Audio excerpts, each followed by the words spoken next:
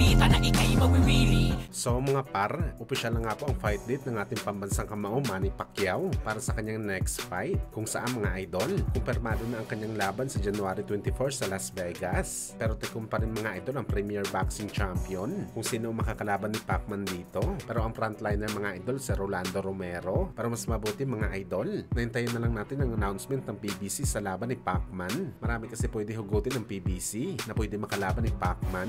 Samantala matapos nga po lumabas ang report mga idol, pinakita kaagad ni Pacman ang kanyang katawan na hindi pa ito nag-uumpisa mag-ensayo. Kung saan mga idol masasabi talaga natin na bato-bato na kaagad ang katawan ni Boss Manny. Animoy ready na ito makipagbakbakan bukas sa timbang na 147 pounds. Kaya asahan natin mga idol na kondisyon at malakas talaga na Pacman ang lalaban sa January. Sa laban kasi nito kay Barrios, duda tayo sa kondisyon ni Boss Manny dahil ilang linggo lang ang kanyang ginugol sa training na halos 4 na taon ito hindi napalaban at ngayon nakapagpagkalawang na si Boss Manny.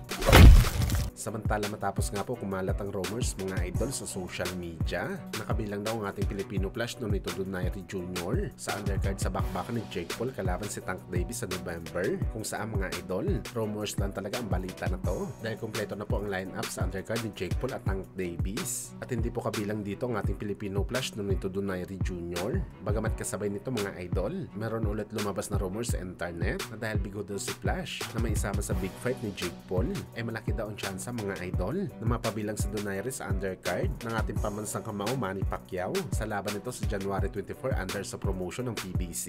Kung matatandaan nyo mga idol, napalaban na po si Flash sa Premier Boxing Champions sa naging laban nito kontra kay Alexandro Santiago sa undercard ni Spence at Crawford. Kaya posible talaga mga idol na maisama si Flash dito sa undercard ni Pacman. Well, isang history event to mga idol. Sakaling mangyari ang ganitong bagay, dalawang Pinoy legends sa sabay lalaban at ang kinagandahan dito mga idol, puro title fight pa ang laban nila dahil ngayon si Flash mga idol ang interim champion ng WBA Bantamweight. Well, gayon pa man mga idol kung gaano kaganda ang fight card na to. Tandaan po natin mga boss na rumors pa lang ito, chismis lang ito galing sa mga ilang boxing media. Kaya abangan na lang natin ang mangyayari mga idol at sana mangyari ito dahil isang historic fight talaga ito para sa mga Pinoy legend natin.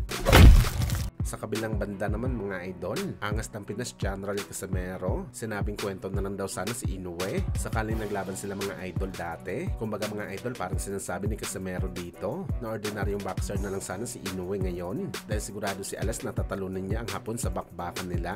Wala sa ngayon tayo dito mga idol, baka wala pang undisputed na Inoue sa boxing sports sakaling naglaban sila ni Alas. Pero gayon pa man mga idol, real talk lang, wala naman ibang sisisihin dito si Casimero mga idol. Bakit hindi natuloy ang laban nila ni Inoue? Aminin mo natin o hindi, malaki talagang ambag ni Casimero kung bakit hindi sila naglaban ni Inoue. Pero gayon pa man malaki ang respeto natin sa desisyon ni Alas dahil may sariling pag-iisip ito mga idol. Pero kung hindi lang talaga siya umalis sa poder ni Pacman, baka trilogy fight na ang laban nito kay Inoue.